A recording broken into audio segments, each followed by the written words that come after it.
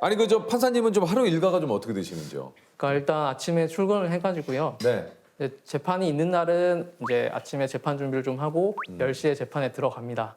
그리고 점심 먹기 전까지 재판을 하고 하시고 2시부터 다시 또 재판을 하고요. 하시고요. 재판이 없는 날에는 아침에 출근해서 이제 계속 기록을 읽고 배석 판사가 해야 되는 제일 중요한 역할이 이제 판결문을 쓰는 일이거든요. 그래서 뭐 판결문 써야 될 게 있으면은 판결문을 쓰고 그런 식으로 이제 계속 진행이 되고 있습니다. 뭐 특별히 뭐 다른 일은 없고요. 아니 그러면은 저 보통 그 일주일에 한 재판을 몇 개 정도를 하는 겁니까? 저희 부는 보통 20몇 건 정도를 하루에 합니다. 하루에? 하루에요? 네네네. 재판을 하루에 20몇 건을 할 수가 있습니까? 그러니까 이제 간단한 사건 같으면 당사자분이 직접 나와가지고 얘기를 많이 하시는 게 아니고요. 이 민사 재판은 서면과 증거를 뭘 냈는지 확인하고 뭐 이제 절차적인 얘기를 하고 추가로 말씀하실 게 있으면 말씀을 하시는데요. 간단한 사건은 5분, 10분 만에 끝나기도 하고. 아 진짜요? 네네. 근데 또 증인 신문이 있으면은 증인 얘기를 다 들어야 되니까 1시간 이상 하기도 하고요. 야, 아니 그러면은 좀 그 재판이 없는 날은 아까 얘기하신 대로 뭐 기록을 살펴보거나 뭐 판결문을 쓰신다고 했는데 기록을 뭐 한 뭐 2,000페이지 뭐 몇천 페이지 되는 거를 뭐 이렇게 보기도 한다고. 네, 그렇죠.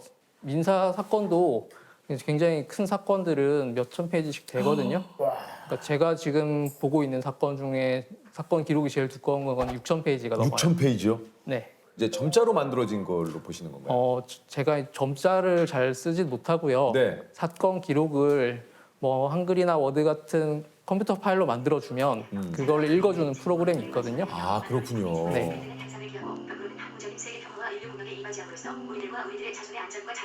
야, 근데 그 일일이 그걸 다 들으시려면 그 6,000페이지의 내용이 어마어마하실 것 같은데요. 그렇죠. 근데 뭐 저한테 배당된 사건이니까 제가 다 읽고 잘 판단해야죠. 네. 민주개혁과 평화적 통일의 사명에 입각하여 정의 가운데적 인도와 분포로서 민족의 단계를 공고히 하고 모든 사회적 폐습과 불의를 단가하며 자유와 조화를 바탕으로 자유민주적 기본 질서를 아니 이게 저 말씀하신 대로 이게 사건 기록 외에 증거물도 보시는 방법이 있다고 또 그래요? 네네. 그 이제 그림이라든지 이런 거는 제가 같이 일하는 속기사님한테 설명을 듣고 그다음 뭐 지도라든지 이런 거는 이제 종이에다 프린트를 해서 손으로 짚어가면서 땅이 어떻게 생겼고 어떤 위치에 있고 이런 것들을 이제 파악을 하는 거죠. 이렇게 있어요. 이런 식으로. 갑자기 이제 사고로 인해서 이게 좀 충격이 굉장히 좀 크셨을 것 같아요. 그죠. 처음에는 이게 사실 잘 믿어지지 않고요. 그 수술대에서 바로 이제 눈이 안 보이게 됐으니까 뭐 내 인생이 끝났구나 뭐 이런 생각을 처음에 이제 사고 직후에 그런 생각을 많이 했었죠. 예. 네. 아니 그래서 저 그 로스쿨을 휴학하시고 어머님의 권유로 이제 절에 또 이렇게 들어가셔서 한 달 정도 좀 계셨다고. 네. 그때 삼천배 기도를 해보는 게 어떠냐 하는 이제 제의가 예. 아는 스님한테 있었어요. 예. 근데 이제 처음에는 이 삼천배가 뭐 한 달 동안 3,000배 나눠서 하면 하루에 100배밖에 안 되네 이러면서 이제 갔거든요. 네. 근데 이게 하루에 3,000배더라고요. 하루에 아유 하루에 3,000배가 아우 그 새벽에 시작해가지고 밤 10시 반까지 한 10시간 이상 절을 했던 것 같아요.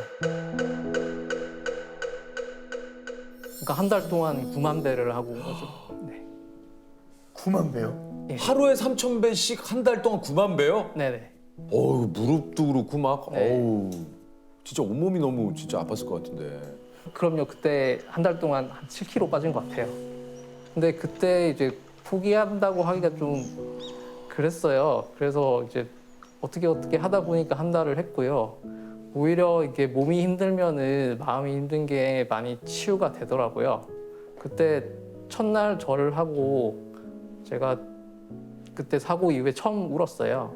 이게 한 일주일 울고 나니까 이제 한이 좀 풀렸는지 그때부터는 이제 안 울게 되더라고요.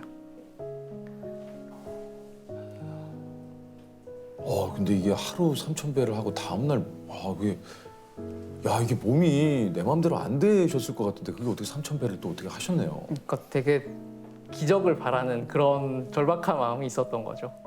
지금 하라고 하면 절대 못하죠. 아 그래도 그 한 달이라는 시간이 딱 지나고 나서는 조금 전에도 말씀하셨지만 어떤 심경의 변화가 좀 크게 오셨나 봐요. 그래도. 좀 어떠셨습니까? 그때 이제 기도 끝내고 스님께서 이제 육신의 눈은 뜨지 못했지만 마음의 눈을 떴다 이렇게 말씀을 해주셔가지고 그게 되게 저한테는 힘이 됐던 것 같아요. 눈을 뜨기를 바랬죠. 내가 다시 볼 수 있을 거라 생각을 했죠. 근데 실제로 그런 기적은 일어나지 않았지만 눈을 뜬 것과 사실 다름없는 기적이 생긴 거죠. 이게 표현이 좀 어려운데 그냥 제가 그걸 받아들이는 거죠.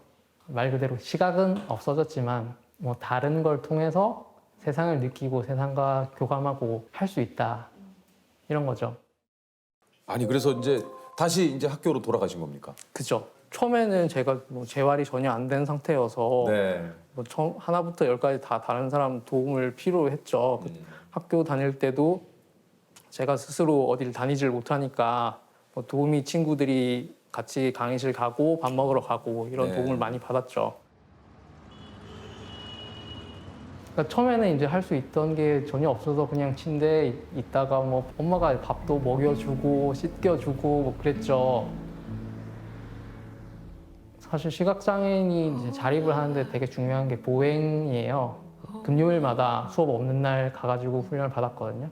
처음에는 이제 실내에서 벽 따라서 이동하는 방법, 문 찾는 법, 계단 오르내리는 법 이런 것부터 해서 그다음에 지팡이 들고 처음에 옥시간 문 밖에 나갔다가 길에서 차 소리 들으면서 걸어보고 동네 한 바퀴 돌아보고 버스도 타보고 지하철도 타보고 환승도 해보고 예전에 할 수 있었지만 지금은 할 수 없게 된 것들이 하나하나 저한테 다시 기능이 돌아오는 게 되게 성취감을 느끼게 하더라고요.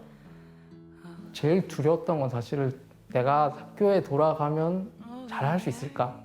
일단은 이제 교과서를 직접 쓰신 교수님들이 계시면 그분들한테는 원본 파일이 있을 거잖아요. 그래서 그 파일을 좀 주실 수 있냐 이런 부탁도 드렸고 뭐 국립장애인 도서관에 신청을 한다든가 뭐 어디다가 좀 타이핑을 해달라고 요청을 한다든가 뭐 이런 식으로 해서 필요한 책들은 급하게 비용을 들여서 만들기도 했거든요.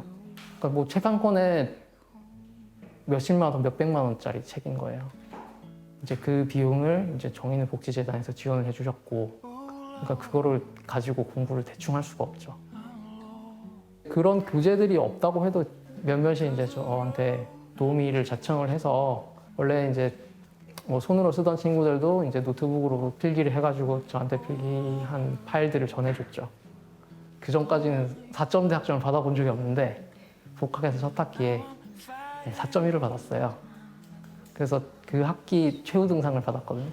되게 벅차고 이제 뭘 해도 될 것 같고 뭐 그런 생각이 막 들더라고요. 예전에는 막 동동거렸거든요. 공부해야 되는데 뭐 공부 잘 안 될 때 있잖아요. 뭐 그럴 때 막 스트레스 받고 남들보다 뭘 잘해야 되는데 뭐 이런 생각 하는데 그 생각이 싹 사라지니까 다른 사람과 비교해서 뭐 몇 등이고 뭐 이런 거는 그렇게 중요하지 않게 되는 거죠. 오히려 그게 저한테는 더 마음이 편하게 되면서 공부에 더 집중을 할 수 있었던 것 같고. 야 근데 이게 참 그 대단하신 게 로스쿨을 또 우등생으로 졸업. 그냥 공부를 열심히 했던 것 같기는 한데요. 뭐 운도 좀 따랐던 것 같아요. 그러니까 아 이게 뭐 우등생이 운으로 됩니까 이게. 예. 자 공통점 한번 드려볼게요. 네. 혹시 본인께서 가장 가치를 두는 헌법 조항이 있으신가요? 저는 우리나라 헌법 중에서 제일 핵심적인 조항이 헌법 제10조라고 생각을 하거든요. 뭡니까? 인간으로서의 존엄과 가치를 가지고 태어나서 살아가야 된다 하는 그 조문이 있습니다. 10조에 보면 인간은 인간으로서의 존엄과 가치를 가진다. 그 규정이 있습니다. 그 규정을 가장 좋아. 아까 똑같이 얘기하셨어요. 네, 진짜. 아까 그저 우리 네, 박인환 예, 전 예. 대법관님께서도 그 얘기. 똑같은 얘기였죠. 제가 제일 중요하다고 생각하는 헌법 조문은 헌법 제10조인데요. 모든 국민은 인간의 존엄과 가치를 가지며 행복을 추구할 권리를 가진다. 국가는 개인이 가지는 불가침의 기본적 인권을 확인하고 이를 보장할 의무를 진다. 이렇게 돼 있어요. 결국 국가의 존재 의미는 국민을 행복하게 하고 그거를 보장해 주는 게 국가의 존재 의미가 아닌가 싶어요. 판사님이 생각하는 세상에서 가장 무서운 사람은 누구인가요? 누굽니까? 사실 제가 눈에 뵈는 게 없어서 별로 무서운 게 없는데요. 판사님이. 결국 이제 사실 제일 무서운 거는 주권자이신 국민 여러분이죠.